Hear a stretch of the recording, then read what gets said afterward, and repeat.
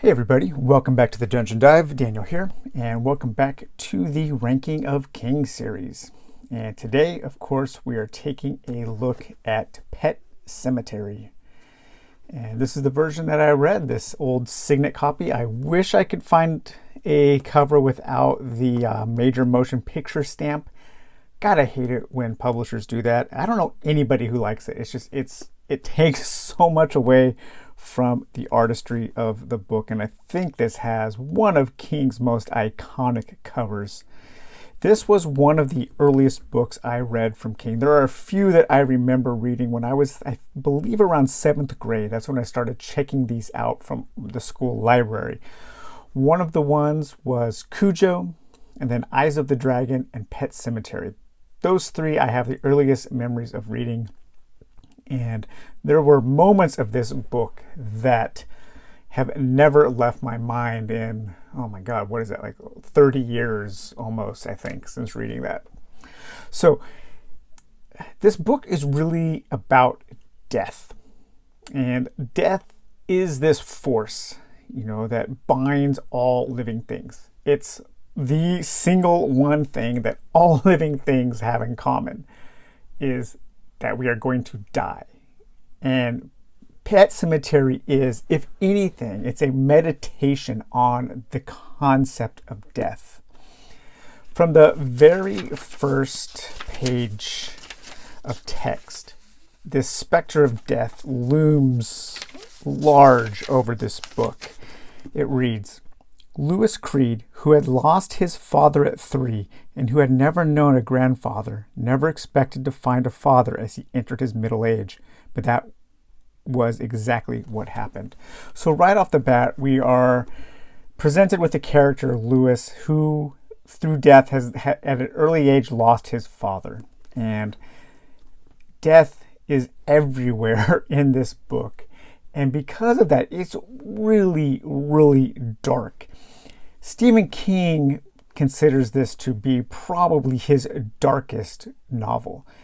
And he, for all of his horror and gross and grotesqueries and bodily fluids and all of the stuff that Stephen King writes about, all of the blood and the death and the grisliness, he is at heart an optimist.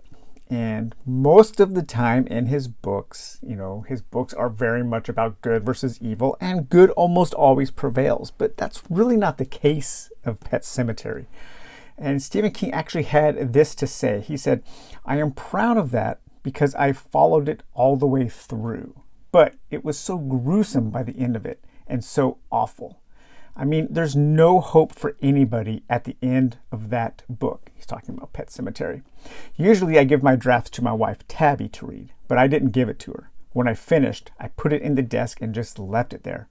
I worked on Christine, which I liked a lot better, and which was published before Pet Sematary.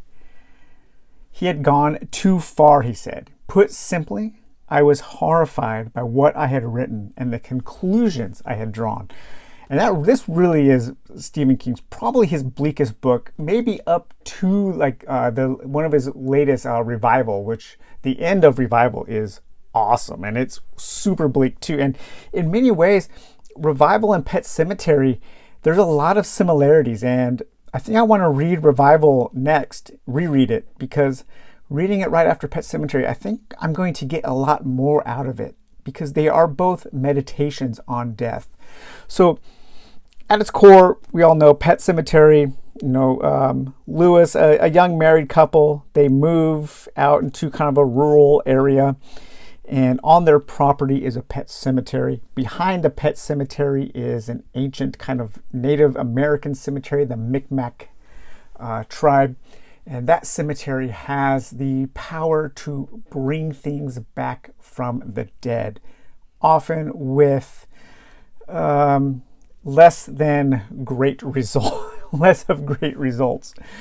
In the process of writing Pet Sematary, King did a ton of research into burial and funeral practices, and that is felt throughout the entire novel. He writes with the confidence of an author who's super familiar with the subject, and it really shows. It is one of his strongest works in terms of prose, and just he really nails the theme throughout the entire book.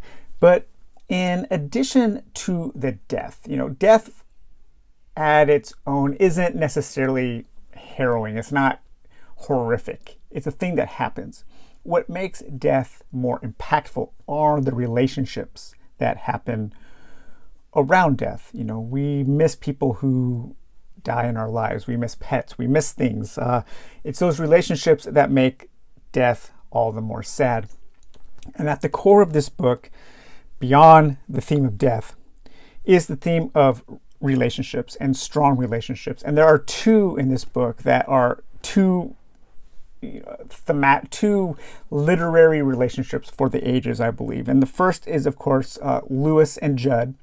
So Lewis being the main character, the doctor who comes into this town to, he's working at a university as a campus doctor, and he becomes really good friends with his neighbor across the street, Judd, an older man, and they become best friends, but they also have this father and son relationship, and their relationship just rings with so much truth. They bond over stories, and Judd telling Lewis stories about the people who have lived around their areas totally reminds me of the stories my grandpa used to always tell. My grandpa used to always talk about these people called the Bowmans. And I guess they lived around my grandpa and grandma. I don't think I ever really met the Bowmans, but I always remember hearing about them. And he would just tell these stories like we all knew each other. And that's the kind of stories that Judd tells Lewis. They bond over the stories, they bond over the history of the area, they bond over drinking beer and just hanging out with each other. And it's such a fantastic relationship. The second relationship that the book focuses on is Lewis and his wife Rachel, which is really one of the great relationships in a King story, I think. There's so much truth to it. And they're a youngish married couple, just getting around to establishing their lives. They deal with family drama and hardships, but their core love for each other remains so strong. And you can just really feel their genuine affection for each other. And I think King writes something really quite profound and worth listening to. On page 53 of this Signet edition, he says, Lewis stared at her, nonplussed. He more than half suspected that one of the things which had kept their marriage together, when it seemed if each year brought the news that 2 or 3 of their friends' marriages had collapsed, was their respect of the mystery, the half-grasped but never spoken idea that maybe, when you got right down to the place where the cheese binds, there was no such thing as marriage, no such thing as a union, that each soul stood alone and ultimately defied rationality. That was the mystery. And no matter how well you thought you knew your partner, you occasionally ran into blank walls or fell into pits. And sometimes, rarely, thank God, you ran into a full-fledged pocket of alien strangeness, something like the clear air turbulence that can buffet an airliner for no reason at all. An attitude or belief which you had never suspected, one so peculiar, at least to you, that it seemed nearly psychotic. And when you trod lightly, if you valued your marriage and your peace of mind, you tried to remember that anger at such a discovery was the province of fools who really believed it was possible for one mind to know another. That's fantastic writing. Like I've said before, when King nails it, he nails it. And Pet Sematary, he absolutely nails. Even though throughout the book, the sense of dread, the sense of death is felt throughout, what a lot of people remember of Pet Sematary, the dead coming back to life and wreaking havoc, that really doesn't even start until like the last fifth of the book. It's a very slow burn. And yet it's also one of King's best, if not, it's one of King's best straight horror books. And this would be the one that I would recommend to anybody looking for like capital H horror from Stephen King. But it's not like the blood and guts that a lot of people are accustomed to throughout. It's a slow burn and it makes everything more meaningful. All right, so let's look at the listing here. So we've got The Mist at number 1 with Desperation, Skeleton Crew, Tommyknockers, Firestarter, and Needful Things. And now we are adding Pet Sematary. And this is going to be a pretty easy one. I mean, this is one of King's best, maybe his best straight horror novel. So that's going all the way to the top. Number 1 with a bullet, Pet Sematary. Just super good. I think what you guys are going to find is that a lot of the King novels that are super highly regarded, I also think are really good. I can only think of a couple of his books that people love that I really don't love. Usually when I'm bucking the consensus is things that are usually rated a little lower, I tend to really like. And you're going to see that. You saw that a little bit with Tommyknockers. I like that. A lot of people think it's one of his worst.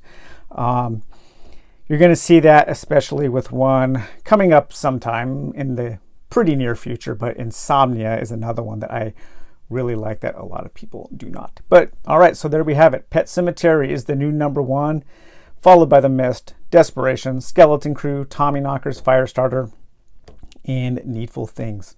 So all right, you guys, I hope you enjoyed this video, and we will talk to you later. Bye-bye.